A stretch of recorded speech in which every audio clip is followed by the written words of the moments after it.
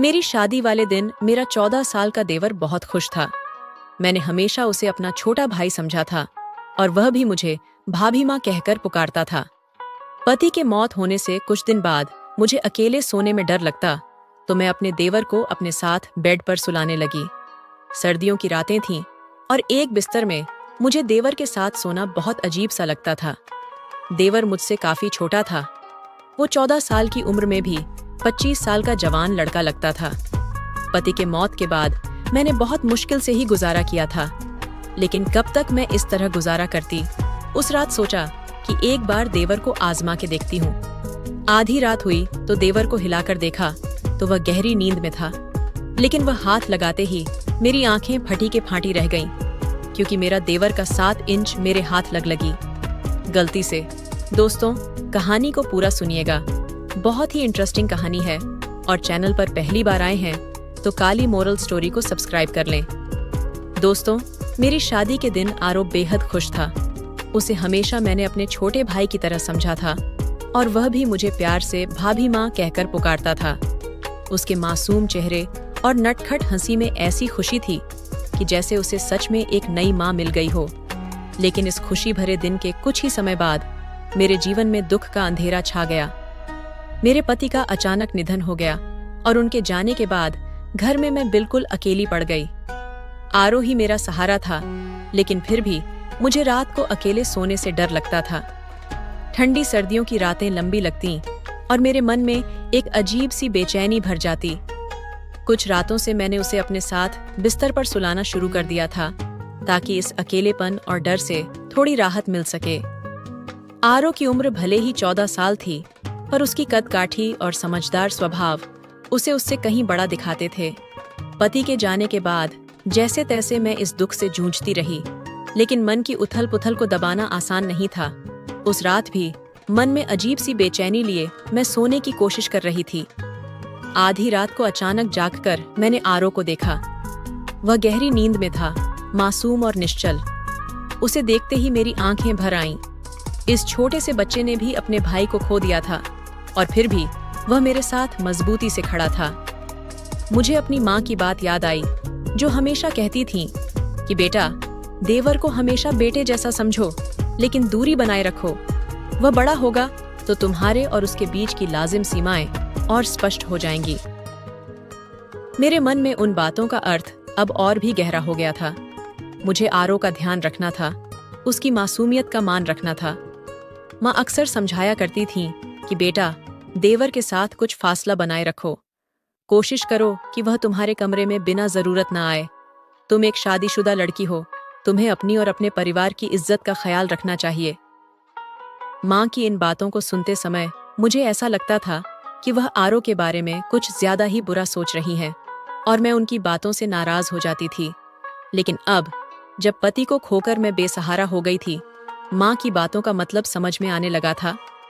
उस रात भी जब मैं अकेली बैठी थी, आंखों से आंसू थमने का नाम ही नहीं ले रहे थे।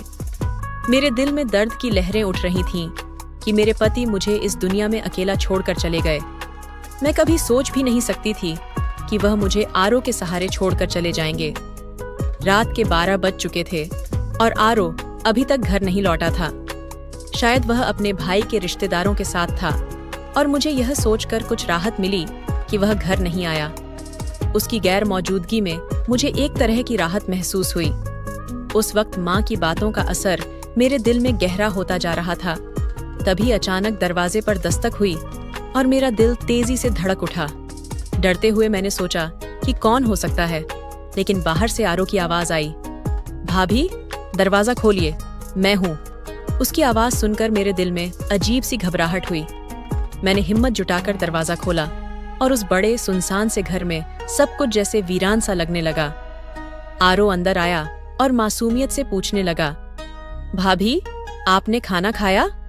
उसकी नजरें झुकी हुई थीं और चेहरे पर वही मासूमियत थी जो हमेशा से थी।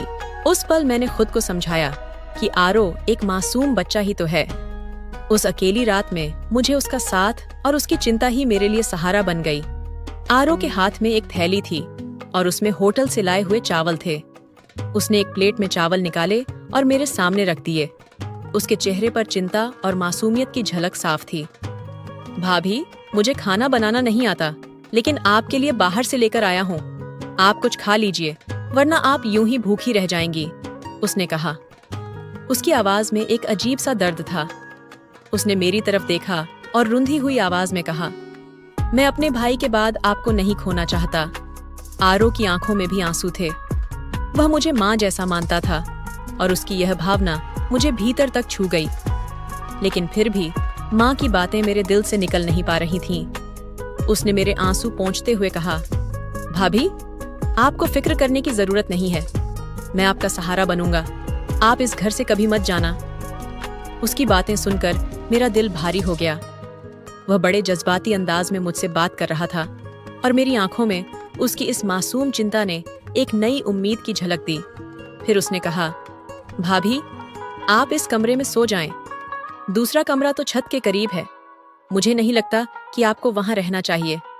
अब सबको पता है कि हमारे घर में भाई की मौत हो चुकी है और कोई भी गलत इरादे से हमारे घर आ सकता है।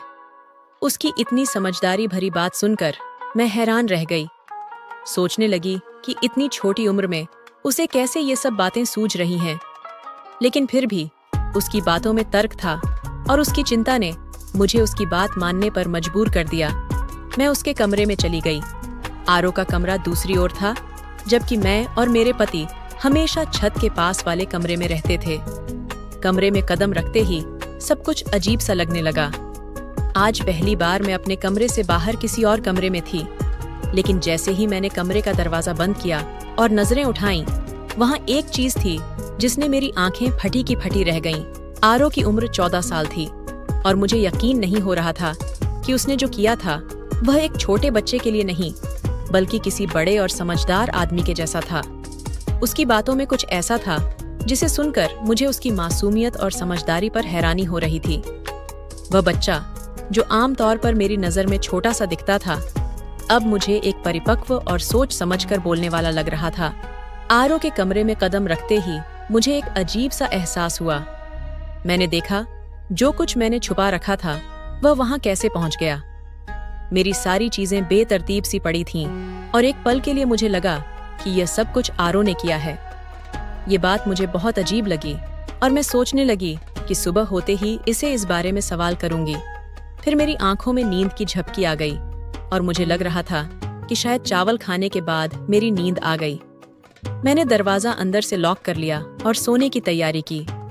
2 दिन से मुझे नींद बिल्कुल नहीं आ रही थी, लेकिन आज ऐसा लग रहा था जैसे आरो के लाए चावल खाकर मेरी आंखें भारी हो गईं। सोचा कहीं यह चावल खाने की वजह से तो नहीं था, मगर बहुत जल्दी ही मेरी आंखें बंद हो गईं, जैसे किसी को नींद का इंजेक्शन लग गया हो। सुबह जब मेरी आंख खुली तो देखा कि 10 बज चुके थे और मुझे हैरानी हो रही थी कि मुझे इतनी गहरी नींद कैसे आ गई। 2 दिन से मुझे ठीक से नींद नहीं आई थी, लेकिन आज तो ऐसा लग रहा था जैसे मुझे चुपके से नींद की कोई खुमारी चढ़ गई हो। मेरा दिल बार बार यही सोच रहा था कि कहीं आरो के लाए हुए चावलों को खाकर मैं बेहोश तो नहीं हो गई। मैं यह सब सोच ही रही थी कि अपनी आंखें मलते हुए बाहर आई। सामने आरो किचन में चाय बना रहा था और उसकी मासूमियत में मुझे कुछ ऐसा था जो मुझे और भी हैरान कर रहा था। आरो की 14 साल की उम्र में जो कुछ मैंने सुना वह मुझे गहरे सदमे में डाल गया। वह चाय मेरे सामने रखते हुए बोला, भाभी, आप सो गई थीं। आपको बहुत अच्छी नींद आई ना? उसकी बातों में एक मासूमियत थी, लेकिन उसकी आंखों में छिपी हुई कुछ और ही था।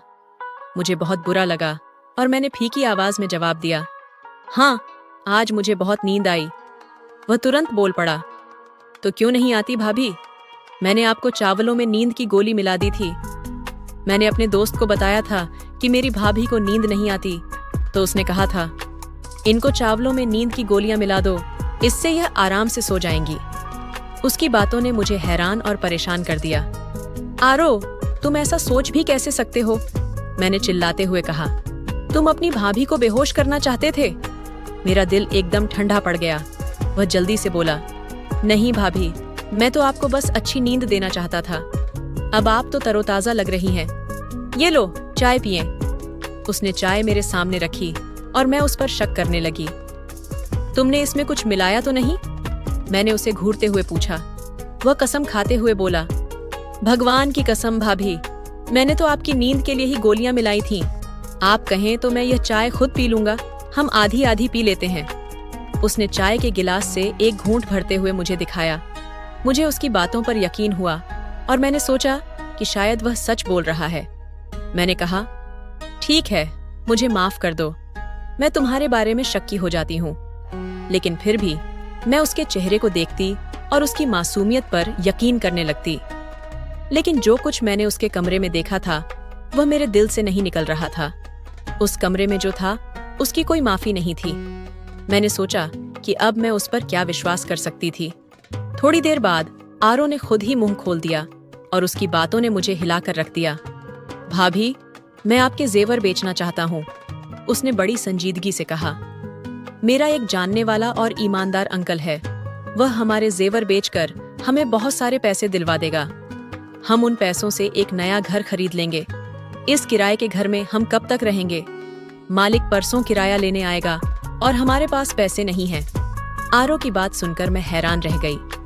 अभी तक मैंने ऐसी किसी बात के बारे में सोचा भी नहीं था, लेकिन आरो ने जिस तरीके से यह ख्याल सामने रखा वह मुझे गहरे सोच में डाल गया।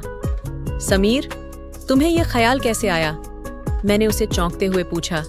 वह बिना हिचकिचाए बोला, भाभी, मुझे आगे शादी भी करनी है, हमें अपनी जिंदगी साथ बितानी है और एक नया घर चाहिए। किराए के घरों में तो सिर्फ इंसान जलील और रुस्वा होते हैं। आरो की बातों में कुछ था जो मुझे सही लगा। मैंने उस पर कोई बहस नहीं की